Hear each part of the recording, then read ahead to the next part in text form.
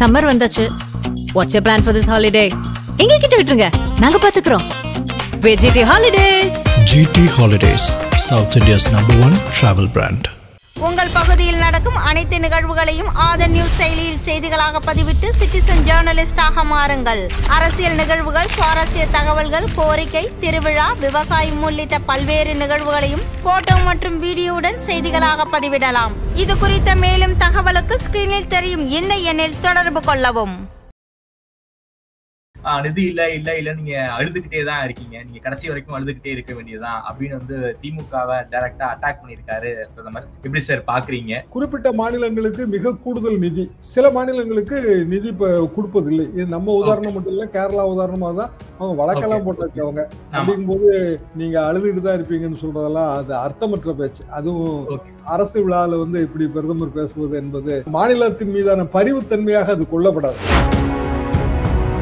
இந்த விழாவை வந்து முதல்வர் புறக்கணிச்சிருக்காரு. முறைப்படி வந்து தமிழக முதல்வர் பிரதமரை வரவேற்று இருக்க வேண்டும். முதல்வர் அவர்கள் தன்னுடைய கடமையில இருந்து தவறிவிட்டார் அப்படிங்கிற ஒரு ஸ்டேட்மெண்ட் சொல்லியிருக்காரு அண்ணாமலை. உண்மையாலுமே முதல்வர் வந்து தன்னுடைய கடமையை தவறிவிட்டாரா சார்? சில காலகட்டங்கள்ல ஒரு மாநிலம் சார்பாக எந்த பிரதிநிதியும் போகாம பிரதமர் வருகையை புறக்கணித்ததெல்லாம் இருக்கு. நரசிம்மராவ் காலத்திலே வந்து, ஜெயலலிதா காலத்திலே அந்த உதாரணம் எல்லாம் இருக்கு. அது வந்து நமது கோபத்தை வெளிப்படுத்துவதற்கான ஒரு முறைதான்.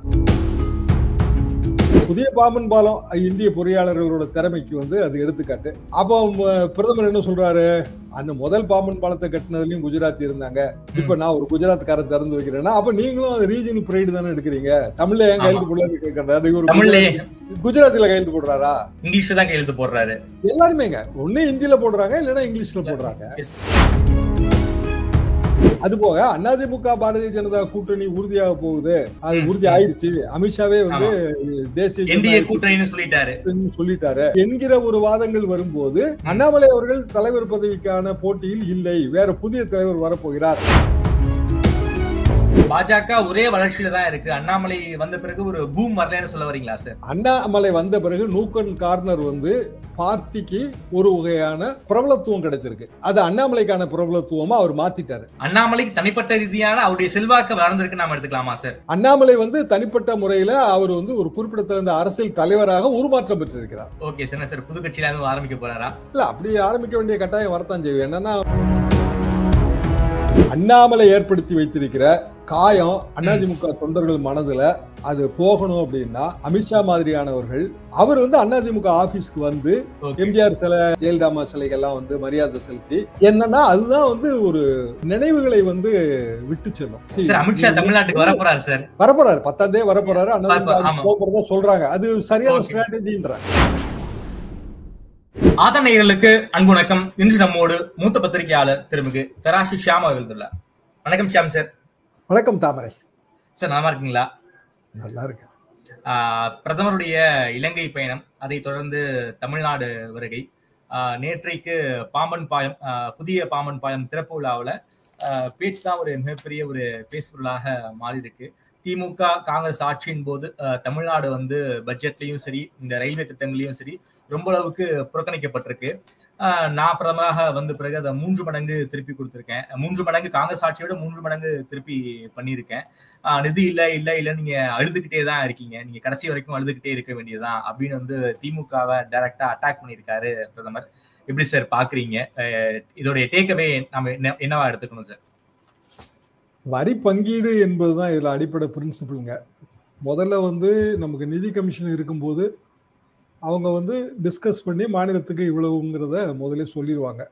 எம்ஜிஆர் காலகட்டத்தில் 1987 மன்மோகன் சிங் வந்து நிதி கமிஷனோட தலைவராக இருந்தார், ராஜீவ்காந்தி பிரதமர். அப்போ வந்து சத்துணவு திட்டத்துக்கு கூடுதல் நிதிக்காக முதலமைச்சர் எம்ஜிஆர் அவர் வந்து வலியுறுத்தும் போது மன்மோகன் சிங், நீங்க பாட்டுக்கு திட்டத்தை அறிவிச்சிருவீங்க, அப்புறம் பணம் போதல இது அதுன்னு சொல்லி யூ வில் கிரை, அதாவது அழுவீங்க, நாங்க எப்படி கொடுக்க முடியும் என்று அவர் சொல்ல, எம்ஜிஆர் வந்து கோவிச்சுக்கிட்டு அவர் உடனே விருட்டுன்னு கிளம்பி தமிழ்நாடு ஹவுஸ்க்கு போயிட்டார். ராஜீவ்காந்திக்கு தகவல் போய் அவர் பதறி போய் மன்மோகன் சிங் போன் பண்ணி சொல்லி, அப்புறம் மன்மோகன் சிங் வந்து திருப்பி மத்தியானம் வர சொல்லி அப்புறம் அந்த கேட்ட நிதியை கொடுத்தார். இது வரலாறு. அந்த காலகட்டத்தில், அதாவது கலைஞர் அவர்கள் 69 முதல்ல அண்ணா மறைவுக்கு பிறகு ஆட்சிக்கு வந்தபோது இதெல்லாம் எங்க கல்லூரி காலகட்டம். இதே மாதிரியான மொரார்ஜி தேசாய் நிதி அமைச்சர், இதே மாதிரியான நிதி ஒதுக்கீடு வரி பங்கீடு சம்பந்தமா பேசும்போது, அதுவும் அப்போ வறட்சி நிவாரண நிதி தான் கேட்டாரு. மொரார்ஜி தேசாய், நான் என்ன பின்னாடி பழங்காட்சி மரமா வச்சிருக்கிறேன், ஆமா growing money tree at the back yard, நீங்க நினைச்சப்பெல்லாம் பணம் கேட்டா என்ன பண்ண முடியும் என்று இதே மாதிரி தான் அவர் சொன்னாரு. அது கலைஞரே நெஞ்சுக்கு நீதியில இதை பதிவு பண்ணியிருக்காரு.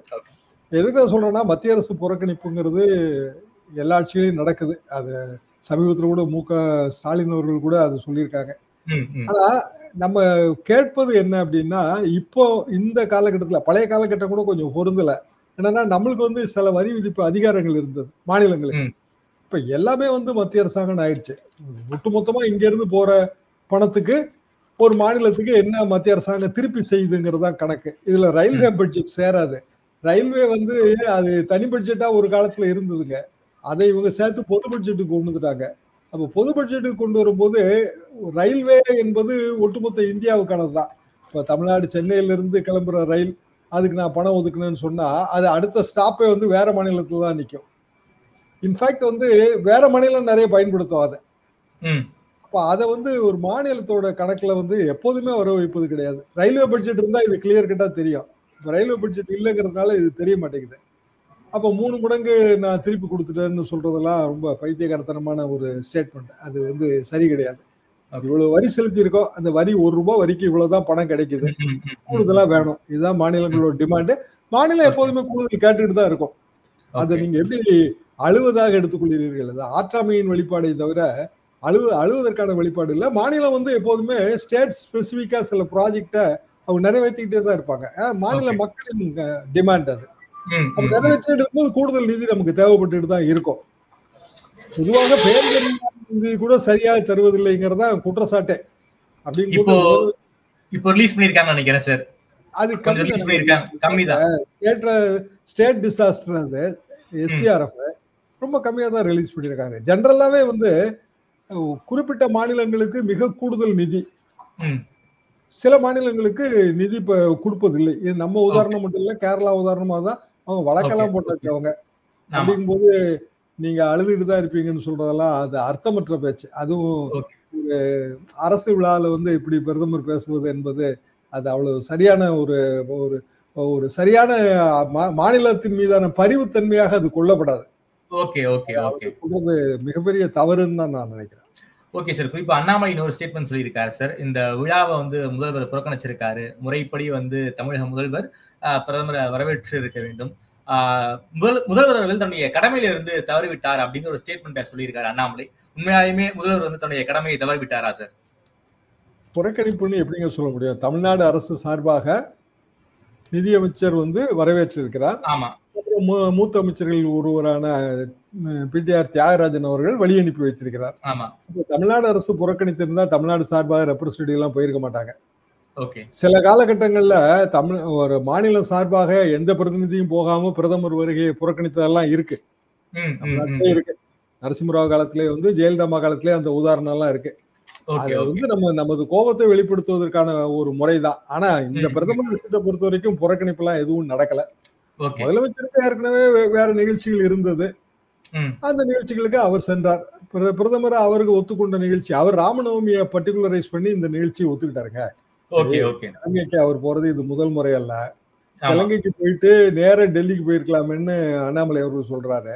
இலங்கைக்கு போயிட்டு திருப்பி இங்க வந்து பாம்பன் பாலத்தை திறந்து வைப்பதுதான் பிரதமருக்கும் கன்வீனியன்ட். பிரதமர் கன்வீனியன்ட். சோ அவர் வந்து ராமநவமியை கோயின்சைட் பண்றாரு. அதாவது அடிப்படை தவறே என்ன அப்படின்னா, பொதுவாக வந்து இந்த ஸ்ரீராம் சம்பந்தமான முழக்கங்கள் எல்லாமே வட இந்திய அரசியல் தான். இங்க வந்து அது பெரிய ராமநவமி எல்லாம் கொண்டாட்டங்கள் எல்லாமே பெரிய அளவுக்கான ஒரு வெகுஜன பண்டிகை இங்க கிடையாது. மாதிரி கூட கிடையாதுங்க. அப்படி இருக்கும்போது அவரு வட இந்திய அரசியல் மாதிரியே இங்க ட்ரீட் பண்றாரு. அதான் ப்ராப்ளம். ஜெய் ஸ்ரீராம்னு சொல்லுங்க, ராமநவமி அன்னைக்கு நான் வந்து ராமர் பாலத்தை பார்த்தேன். ஆக்சுவலா லோக்சபா ஒரு கொஸ்டின் அண்ட் ஆன்சர்ல அறிவியல் ரீதியாக அப்படியான பாலம் இருந்தது இல்ல என்று கூட வந்து சொல்லப்பட்டிருக்கிறது. 2 கடல் வந்து மோதுதுங்க. அந்த கடல் மோதும் போது ஏற்படுகிற மணல் திட்டுகள், ராமர் பாலம் நம்ம சொல்ற ஆடம்ஸ் பிரிட்ஜ் வந்து இதுதான். இதுல கச்சத்தீவு சம்பந்தமான வாஜ்பாய் நம்பிக்கை ஒண்ணு இருக்கு.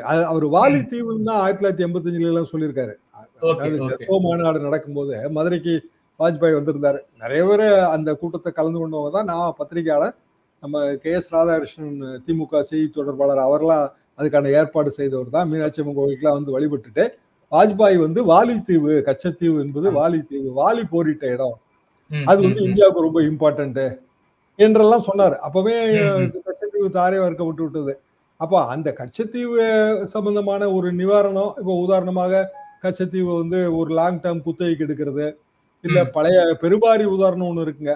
பாகிஸ்தான் எல்லையோர கிராமம், இந்தியா 10,000 பேர் இந்தியர்கள் வசிச்சாங்க நாட்டு பிரிவினையின் போது. பாகிஸ்தானுக்கு அதை வந்து கொடுக்க கூடாதுன்னு பசுமன் தேவ் சொன்னாரு. 10,000 பேர் இங்க இருக்கிறாங்க இந்தியர்கள், பெருபாரிக்கு வந்து நீங்க சர்வதேச வேல்யூரை வச்சு ஒரு அமௌண்ட் போட்டு அந்த அமௌண்ட்டை நீங்க பாகிஸ்தானுக்கு கொடுங்கிற சஜஷன்லாம் வைத்தார்கள். அதெல்லாம் நான் ஜவஹர்லால் நேரு கேட்கல. அதை இப்படியான ஏதோ ஒரு தீர்வு வந்து கச்சத்தீவு பிரச்சனைக்கு பிரதமர் நெகோசியேட் பண்ணிட்டு வந்து அதை இங்க அறிவிச்சிருந்தாருன்னா அவரை வந்து நம்ம பெரிய அளவுக்கு பாராட்டலாம். ஆமா, இப்படி நிறைய எதிர்பார்ப்புலாம் இருந்துச்சு. அப்படியெல்லாம் அவர் ஒன்றும் சொல்லல. பாம்பன் பிரிட்ஜ் வந்து அது தென் மாவட்டத்தில் இருக்க எல்லாருக்குமே பாம்பன் பிரிட்ஜை பத்தி ரொம்ப நல்லா தெரியுங்க. என்ன காரணம்னா அது இந்தியா கடலுக்கு மேல இருக்கிற பிரிட்ஜு செங்குத்தாக பிளவுபட்டு அது கப்பல்களுக்கு வழி விடுவதுங்கிறது பெரிய விஷயமா, டெக்னிக்கல் விஷயம். அது வெள்ளக்கார காலத்து விஷயம், 100 years ஓல்டு. இப்ப அதுக்கு நம்ம புதுப்பிச்சு ஒரு புதிய பாலம் நல்ல முறையில கட்டியிருக்காங்க. அதுல இருந்த அந்த டெக்னிக்கல் ஸ்னாக கூட நம்ம பெருசுபடுத்த வேண்டியது இல்லை. புதிய பாம்பன் பாலம் இந்திய பொறியாளர்களோட திறமைக்கு வந்து அது எடுத்துக்காட்டு. அப்போ பிரதமர் என்ன சொல்றாரு, அந்த முதல் பாம்பன் பாலத்தை கட்டினதுலயும் குஜராத்தி இருந்தாங்க, இப்ப நான் ஒரு குஜராத்கார திறந்து வைக்கிறேன்னா அப்ப நீங்களும் ரீஜனல் பிரைடு தானே எடுக்கிறீங்க, தமிழ்ல ஏன் கையெழுத்து போடலான்னு கேட்கறாரு.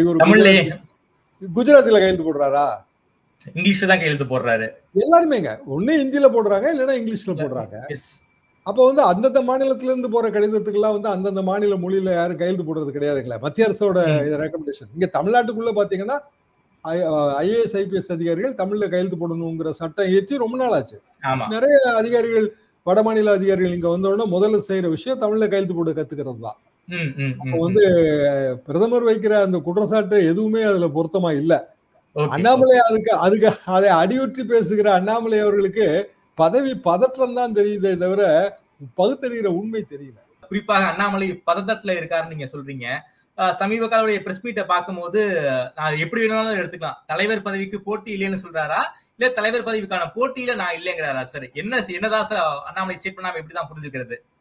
அதான் நீங்க சொல்றது கரெக்ட் தான், எப்படி வேணாலும் புரிஞ்சுக்கிற மாதிரியான ஒரு ஸ்டேட்மெண்ட் தான் அவர் தராரு.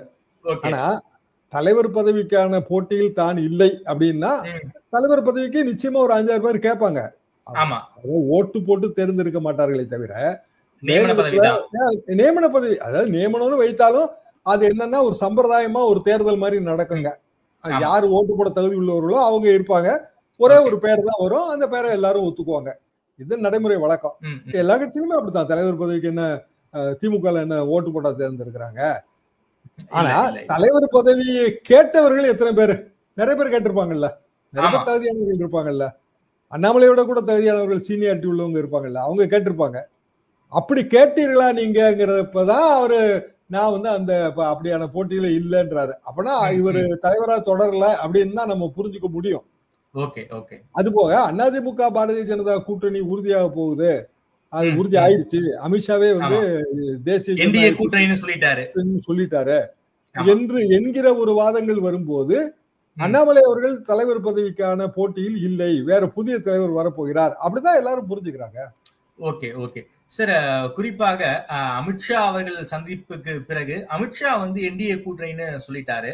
ஆனாலும் அதிமுக தரப்பு கூட்டணியை பத்தி அவங்க பேசவே இல்லை. அந்த வக்ஃபு வாரிய மசோதாவுக்கு கூட வந்து பாஜகவுக்கு எதிராக தான் ஓட்டு போட்டிருக்காங்க. எப்படி சார் நாம புரிஞ்சுக்கிறது? அதிமுக இன்னமும் வந்து ஒரு குழப்பமான மனநிலையில இருக்காங்க, ஒரு ஆசிலேஷன்ல இருக்காங்கன்னு நாம எடுத்துக்கலாமா சார்? குழப்பம்னு சொல்றதை விட கூடங்க கொள்கை அடிப்படையில கூட்டணி அமைவதில்லை, அது தேர்தல் தொகுதி பங்கீடு தான். இதுதான் தொடர்ந்து கிட்டத்தட்ட எல்லா கட்சியும் அதான் சொல்லுது. அப்போ கொள்கைகள் வேற வேறவா இருக்கலாம். இப்ப ராஜீவ் கொலை, அதுல காங்கிரஸ் கட்சியோட கொள்கை வேறவா தானே இருக்க முடியும். இப்போ 70 விடுதலை, காங்கிரஸ் கட்சி பெரிய அளவுக்கு அதுல கொள்கை மாறுபாடோட இருந்தது. எப்படி 70 விடுதலையை காங்கிரஸ் ஆதரிக்க முடியும்? ஆனா காங்கிரஸ் கட்சி திமுகவும் ஒரே கூட்டணியில் தான் இருந்தது. அப்படி வந்து அதிமுகவும் பாரதிய ஜனதாவும் ஒரே கூட்டணியில் இருக்கலாம், கொள்கை மாறுபாடு இருக்கலாம், வக்ஃபுக்கு வந்து ஆதரவா ஓட்டு போட்டிருக்கலாம், எதிர்ப்பா ஓட்டு போட்டிருக்கலாம், அதை பத்தி பிரச்சனை கிடையாது. கூட்டணி பலம் தருமா, ஓட் டிரான்ஸ்பர் கிடைக்குமா, ஒரு வருஷம் இன்னும் தேர்தலுக்கு ஒரு வருஷம் இருக்கு அப்படின்னா கூட்டணி இன்றைக்கு உருவானாலும் அதை பலப்படுத்துவதற்கு என்னென்ன நடவடிக்கைகள் எந்தெந்த தரப்பு எடுக்க போகுது இப்படித்தானே பார்க்க முடியும். எந்த கூட்டணியும் வெற்றினா ஓட் டிரான்ஸ்பர் நடக்கணும்ல. ஆமா, தொண்டர்கள் வந்து எங்க கையை முறுக்கி ஒரு கட்டாய கூட்டணி மாதிரி பிஜேபி வைக்க முயற்சிக்கிறாங்கன்னு அவங்க நினைக்கிறாங்க இல்லையா? அப்போ அதிமுக தொண்டர்களை அவங்க மனநிலையை மென்மைப்படுத்தணும். அதுக்கான முயற்சிகள் என்ன? இப்ப உதாரணமா இல்லாம போறாரு, அதிமுக மனநிலை மென்மைப்படும். ஆனா பிஜேபியிலேயே ஒரு செக்டார் வந்து அண்ணாமலையோட தீவிர ஆதரவாளர்களா இருக்காங்க. அண்ணாமலைக்காக தான் அவங்க கட்சியில இருக்காங்க. ஆரின் அதர்வைஸ் இப்ப நிறைய போஸ்டர்கள் நம்ம பாக்குறோம். அண்ணா வேண்டாம் வேண்டாம், அதிமுக கூட்டணி வேண்டாம், வேண்டும். தஞ்சாவூர்ல போஸ்டர்லாம் விட்டுறாங்க சார். எங்க ஊர்கள்ல இருந்தே வந்து எனக்கு புகைப்படங்கள்லாம் அனுப்பியிருந்தாங்க. இருக்கலாம், ஏன்னா நான் பார்த்த ஒரு 3 வருஷத்துக்குள்ள அண்ணாமலை வருகைக்கு பிறகு அவர் அதிரடியா பேசுறதுனால அவருக்கான ஒரு ஃபேன் ஃபாலோவிங் இருக்கு. ஆமா, அண்ணாமலை போறாரு, உடனே அவங்களுக்கு மன அதிருப்தி ஏற்படும். ஆனா அந்த அதிருப்தி ஒரு வருஷம் நீடிக்காதுல்ல.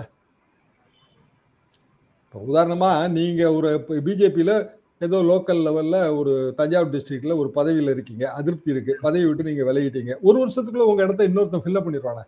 ஆமா, ஃபில் பண்ணிடுவாங்க தான். ஃபில் பண்ணி அவன் வந்து ஸ்ட்ரென்தன் ஆயிடுவானே.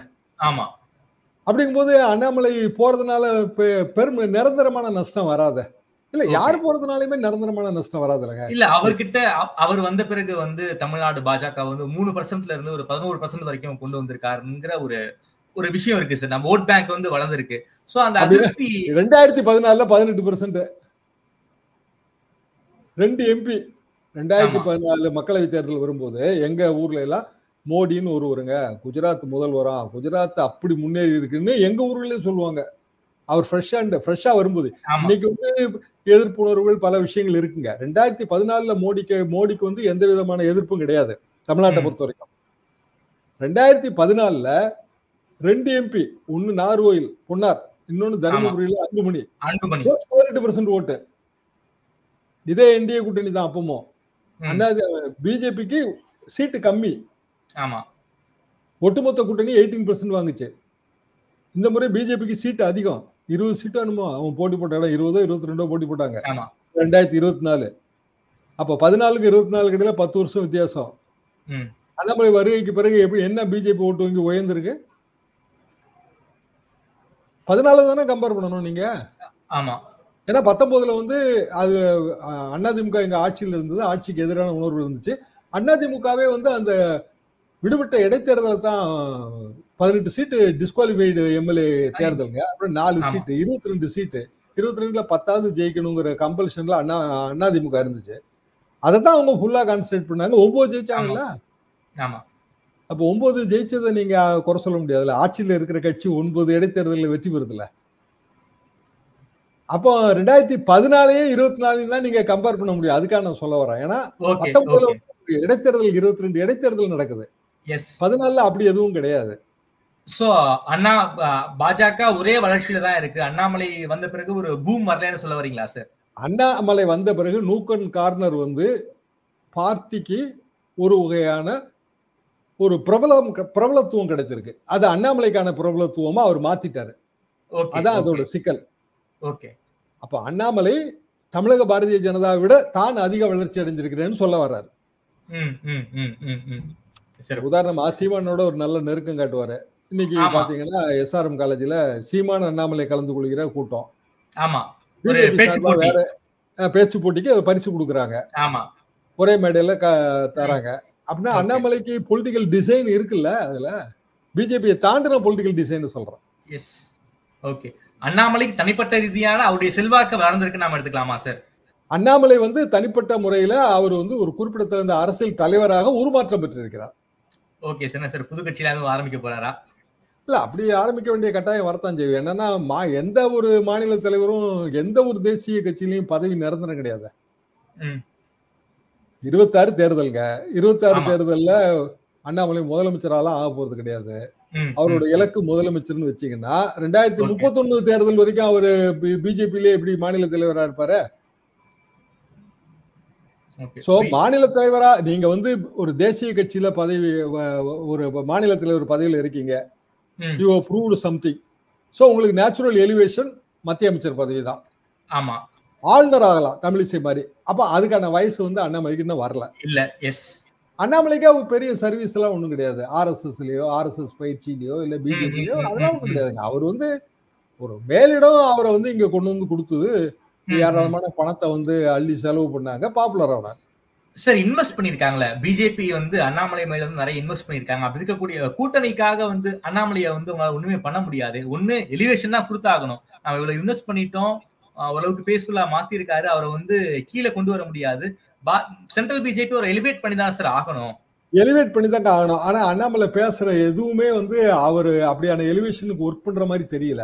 அண்ணாமலை என்ன சொல்றாரு, நான் தொண்டனா இருக்கேன், எல்லாம் வெங்காயம், எத்தனையோ அவர் சொல்லிட்டாருங்க. ஆமா. பிஜேபியோட தேசிய தலைமைக்கு எதிராக நிறைய கருத்து சொல்லிட்டாரு. நேற்று வரைக்கும் சொல்லிட்டாரு. ஆமா. அப்போ அண்ணாமலைக்கான நேச்சுரல் எலிவேஷன் கொடுக்கணும் அப்படின்னா மத்திய அமைச்சர் பதவி. இப்போ மத்திய மந்திரி சபை விஸ்தரிக்க போறாங்க. ஆமா. மத்திய கேபினெட் கொடுக்க மாட்டாங்க.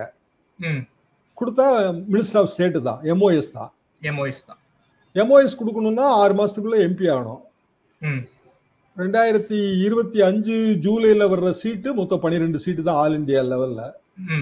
6 சீட்டு வந்து Tamil Nadu chance. 4 seat JNK, Jammu and Kashmir, old Jammu and Kashmir, அங்கேயும் சான்ஸ் இல்ல. 2 சீட்டு அஸ்ஸாம் இருக்கு. அஸ்ஸாம்னா அவங்க வந்து பெரிய அளவுக்கு ஆக்ரோஷமா இருக்காங்க. அவங்க வேற ஆள்லாம் எங்க ஸ்டேட்டை ரெப்ரசென்ட் பண்ண வேண்டிய அவசியம் இல்லைன்றாங்க. அப்ப எம்பி ஆகிற வாய்ப்பு இல்ல. ஓகே.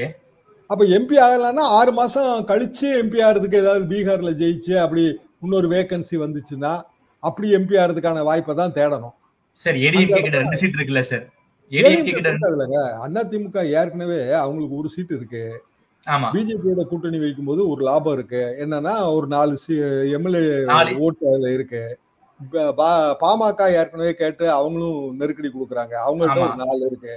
அதிமுகவை பொறுத்த வரைக்கும் பிஜேபிக்கோ குறிப்பா அண்ணாமலைக்கோ கண்டிப்பா விட்டு கொடுக்க மாட்டாங்க. ஓகே. அண்ணாமலை ஏற்படுத்தி வைத்திருக்கிற காயம் அதிமுக தொண்டர்கள் மனதுல அது போகணும் அப்படின்னா அமித்ஷா மாதிரியானவர்கள், அதாவது ரொம்ப பெரிய இடம், அகில இந்திய பிஜேபியோட மிகப்பெரிய முகங்களில் ஒருவர், அதாவது நரேந்திர மோடிக்கு அடுத்த நிலைமையில இருந்தவர் அமித்ஷா தான். ஆமா. அவர் வந்து அதிமுக ஆபீஸ்க்கு வந்து எம்ஜிஆர் சிலை, ஜெயலலிதா சிலைகள்லாம் வந்து மரியாதை செலுத்தி, அது என்னன்னா அதுதான் வந்து ஒரு நினைவுகளை வந்து விட்டு செல்லும். அமித்ஷா தமிழ்நாட்டுக்கு வரப்போறாரு சார். வரப்போறாரு, 10ஆம் தேதி வரப்போறாரு. அதிமுக சொல்றாங்க. அது சரியான ஸ்ட்ராட்டஜின்ற நமக்கு தெரியாதுங்க. போனா சரியான ஸ்ட்ராட்டஜி. ஏன்னா ஜெயலலிதா வந்து அதே மாதிரி கட்சி தலைவர்கள் அலுவலகத்துக்கு போனாங்க 2001ல. 1998ல வாழப்பாடி ராமமூர்த்தி அலுவலகம் வரைக்கும் வந்தாங்க. நாங்க கண்ணால பார்த்த விஷயங்கள் தான். இது எதுக்காக அப்படின்னா ஒரு மதிமுக ஆபீஸ் போனாங்க. எல்லாம் வைகோ எல்லாம் ஜெயலலிதா பெரிய அளவுக்கு ஏத்துட்டு இருந்தாங்க. கூட்டணி வைக்கணுங்கிற ஒரு கம்பல்ஷன் வந்துருச்சு. பொலிட்டிக்கலா வேற வழி இல்ல. அப்படின்னா தொண்டர்கள் வேலை பார்க்கணும். வேலை பார்க்கணும்னா அவங்கள வந்து சாந்தப்படுத்தணும். சாந்தப்படுத்துறதுக்கான வழி என்ன அப்படின்னா இந்த மாதிரியான ஒரு இது சித்திரங்கள் மூலமாக சாந்தப்படுத்துதல். அதாவது ஒரு போட்டோ, இப்ப டிவி இருக்கிறதுனால அந்த காலத்துல வெறும் போட்டோ தான் போட்டுட்டு இருந்தோம். டிவி இருக்குது. அதிமுக ஆபீஸ்க்கு அமித்ஷா போற மாதிரி அங்க வந்து அவரு பழைய பொருட்கள், நிறைய பொருட்கள் இருக்குங்க அங்க பார்வையிடுறதுக்கு, அதெல்லாம் பாக்குற மாதிரி. அப்புறம் எம்ஜிஆர் ஜெயலலிதா சிலைகளுக்கு மரியாதை செலுத்துற மாதிரி இந்த கட்டடமே வந்து எம்ஜிஆர் மனைவி ஜானகி அம்மாள் இலவசமாக கொடுத்த கட்டடம் தான். எம்ஜிஆர் உயிலே இதை பத்தி எழுதியிருக்காரு. அந்த அளவுக்கு ஒரு பெரிய ஆளுமை, தன்னோட உயில்ல தன் சொத்துக்கள்லாம் கட்சிக்கு போகணும்னு எழுதி வச்ச ஆளுமை யார் இருக்கா? இப்படியான சிலாகிச்சு பேசணும்ல. Okay okay. அதை நோக்கித்தான் இது போகுது. ஓகே. அமித்ஷா அந்த கால் எடுப்பாரா இல்லையான்னு நமக்கு தெரியல. ஆனா இப்போ இந்த தடவை போகாட்டாலும் அடுத்த தடவை போவாரு. ஏன்னா தேர்தலுக்கு 1 வருஷம் இருக்குங்க. குறைஞ்சபட்சம் ஒரு 6 மாசத்துக்கு முன்னாடியாவது தொண்டர்கள் மத்தியில இணக்கத்தை ஏற்படுத்தணும். Okay sir. அப்படியே தேமுதிகவும் கொஞ்சம் அதிமுகவின் மீது மனவருத்தத்தில் இருப்பதாக தகவல். திமுக பக்கம் பேச்சுவார்த்தை நடத்திக்கிட்டு இருக்காங்கிற விஷயங்கள் வெளியே வந்துகிட்டு இருக்கு. ஒருவேளை இந்த என்டிஏ கூட்டணிக்குள்ள வந்து அவங்களையும் அகாமடேட் பண்ண வாய்ப்பு இருக்கா சார் இந்த அமித்ஷா வருகையின் மூலமாக? என்டிஏ கூட்டணிக்கு வரலாம், ஏன்னா திமுக கூட்டணியில இடம் இல்லைங்க. கரெக்ட். ஆமா, கலைஞராவது இதயத்துல இடம் கொடுப்பாரு, இங்க அது கூட இதயமே கூட நெருக்கடியா இருக்கு. ஆமா, பல பேர் வெளியே இருக்காங்க. தேமுதிகக்கு சீட்டு எவ்வளவு கொடுக்க முடியும் அந்த கேள்வி எல்லாம் வந்துருதாங்க. விசிகாவே கூடுதல் சீட்டு கேக்குது. ஆமா, அப்போ விசிகாவை தாண்டி எப்படி சீட்டு கொடுக்க முடியாது? விசிகாவுக்கு கொடுக்குற அளவுல கம்மியா தான் கொடுக்க முடியும். ஆமா, அதெல்லாம் வந்து எனக்கு தெரிஞ்சு தேமுதிகவுக்கு திமுக கூட்டணியில இடம் இல்ல, நம்பர் ஆஃப் சீட் இல்ல.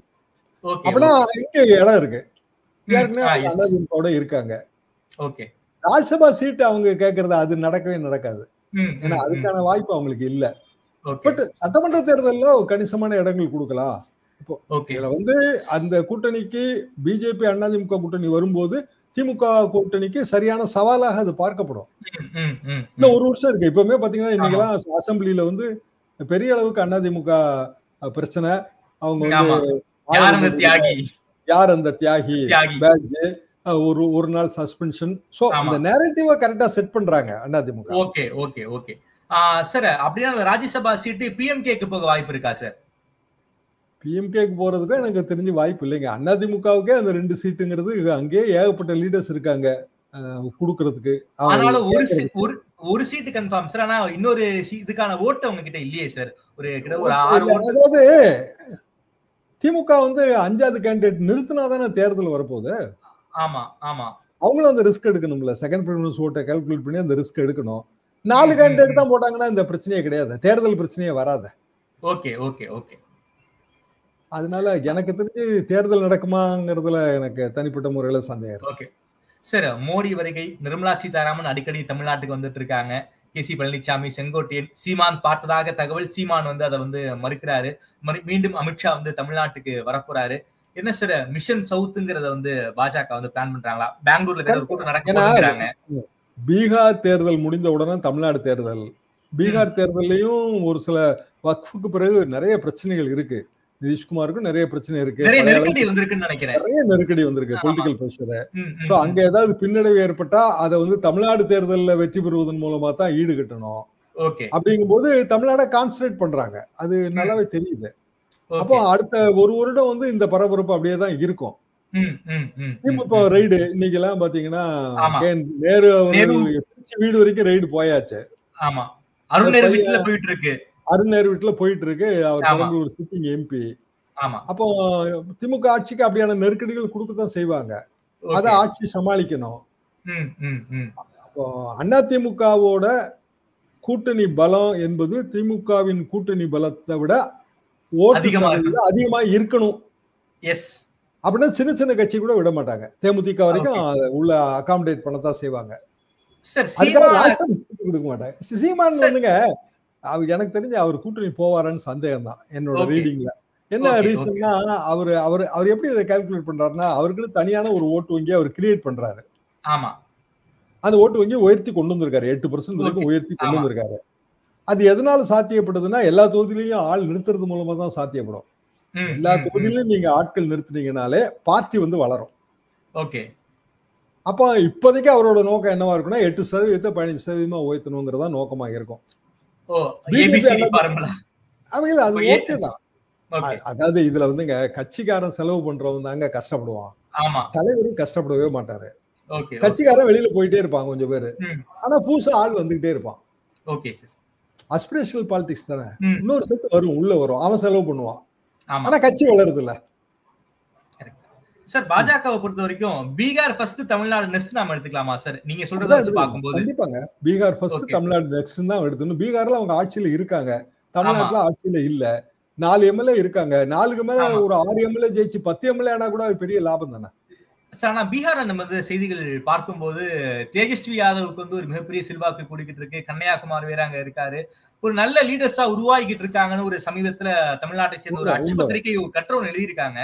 சோ பாஜகவுக்கு பீகார் கொஞ்சம் நெருக்கடி தானா சார்? இப்போ வக்ஃபு பிரச்சனையில வந்து ரொம்ப நெருக்கடி வருங்க. 17% வந்து ஒரு குறிப்பிட்ட உட்பிரிவை சேர்ந்த இஸ்லாமியர்கள் அங்க ஓட்டு வங்கி. நிதிஷ்குமார் Okay. ஓட்டு வங்கி. அது வந்து கண்டிப்பா சரியும். Okay sir. தமிழ்நாடை பொறுத்த வரைக்கும் இந்த கூட்டணி ஜில்லாக வாய்ப்பு இருக்கா சார்? 21ல ஜில்லாகல, இப்போ ஜில்லாகுமா சார்? என்டிஏ கூட்டணிங்கிறது தமிழ்நாட்டுல எடுபடுமா சார்? இல்ல, அடுத்தடுத்து அவங்க நகர்த்துற காய பொறுத்தது தாங்க அது. ஒரு வருஷம் டைம் இருக்கு இல்லைங்களா? ஒரு வருஷம் டைம்ல வந்து எப்படி வேணாலும் பொலிட்டிக்கல் மூவ்மெண்ட்ஸ் வரும்ல, நகர்வுகள். ரெண்டாவது ஆமா. அதிகார பலம், டெல்லிட்ட இருக்கிற அதிகார பலம் மிக அதிகம். So, அதனால ஜெல் ஆக்கிறதுக்கு முயற்சி எடுப்பாங்க. இதுல Okay, வந்துங்க okay. எடப்பாடி பழனிசாமி அவருக்கு வந்து இதுல அவ்வளவு பெரிய இஷ்டம் இருக்க மாதிரி தெரியல. இப்ப செங்கோட்டையனை பத்தி சொல்லும்போது வைகை செல்வன் வந்து செங்கோட்டையன் என்ன அவ்வளவு பெரிய தலைவரா அப்படின்னு கேக்குறாரு. ஆனா இல்ல, அவர் ஜூனியர் சார். அதுதான் ரொம்ப பெரிய இஷ்யூவா பல பத்திரிகையாளர்களே பேசுறாங்க. வைகை செல்வன் ரொம்ப ரொம்ப ஜூனியர். ஜூனியர் மட்டும் இல்லைங்க, செங்கோட்டையன் வந்து எடப்பாடி பழனிசாமிக்கு சீனியர். எஸ், ஆமா. வைகை செல்வனே கம்பேர் பண்ண வேண்டாம். அவர் 77ல இருந்து இருக்காரு. ரொம்ப வருஷமா எனக்கு அவரை தெரியும். அப்படி அந்த வார்த்தை பிரயோகம் சரி கிடையாது, வைகை செல்வனோட வார்த்தை பிரயோகம். அப்ப எடப்பாடி பழனிசாமி ஓகே பண்ணாம அதை அவர் சொல்லியிருக்க மாட்டாரு. நிச்சயமா. அப்படின்னா எடப்பாடி பழனிசாமி அவர்களுக்கு சில மனக்குறைகள் இருக்கு அப்படின்னு தான் நம்ம புரிஞ்சுக்கிட்டோம். சார், ஒரு தலைவரா மாறியாச்சு, 2 பேரும் பேசினாலே இந்த பிரச்சனையை சிம்பிளா முடிச்சிருக்கலாம். இன்னொரு ஏங்க, அது நீங்க எம்ஜிஆரும் கலைஞரும் எப்படிங்க, என்ன ஈகோ பிரச்சனை எல்லாம் திமுக பிளவுபட்டது சொல்லுங்க.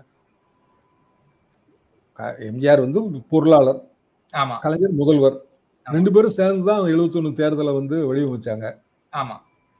இவர் ஒருத்தர் சவுத்ல இருந்து நார்த்துக்கு வந்தாரு, ஒருத்தர் நார்த்ல இருந்து சவுத்துக்கு வந்தாரு. பெரிய வெற்றிங்க. அடுத்த ஒரு 10 மாசம் 12 மாசத்துக்குள்ள அவ்வளவு பெரிய பிளவு ஏன் ஏற்பட்டுச்சு? சில நேரங்கள்ல என்ன ஆகும்னா, தலைவர் நம்ம வெளியில இருந்து பார்க்கும்போது பேசினாலே பிரச்சனை தீர்ந்துருமேன்னு நினைப்போம். அது பேச முடியாத அளவுக்கு அங்க பிரச்சனை இருக்குன்னு அர்த்தம். Okay sir. அப்படின்னா மறுபடியும் பிரச்சனை ஏற்கனவே கொஞ்சம் பிளவெல்லாம் இருக்கு. அதைத்தான் வந்து அமித்ஷா மாதிரியானவர்கள் வந்து அந்த பஞ்சாயத்து பண்ணுவதன் மூலமாக அதை சரி பண்ண பாக்குறாங்க. Okay sir, okay sir. ரொம்ப நன்றி சார். குறிப்பாக தமிழ்நாடு அரசு தொடர்பான பல்வேறு கேள்விகளுக்கு ரொம்ப அறிவா பதில் சொல்லியிருக்கீங்க. குறிப்பாக என்டிஏ கூட்டணி தமிழ்நாட்டு ஜில்லாகணும், அதுக்காக தான் அமித்ஷா தமிழ்நாட்டுக்கு வராங்க. தமிழ்நாட்டை பாஜக அமைச்சர்கள் தமிழ்நாட்டுக்கு வருவதனுடைய பின்னணியை பத்தி ரொம்ப விரிவா பேசியிருக்கீங்க. அதிமுகவுடைய பஞ்சாயத்தை டெல்லி தான் தீர்த்து வைக்கணும், கடந்த காலங்களில் எப்படி தீர்த்து வச்சாங்களோ அதே மாதிரி இந்த முறையும் தீர்த்து வைக்கணும்னு சொல்றீங்க. பல்வேறு விஷயங்களை பத்தி ரொம்ப விரிவா பேசியிருக்கீங்க. நேரம் கொடுத்து பேசியமைக்கு நன்றி ஷியாம் சார்.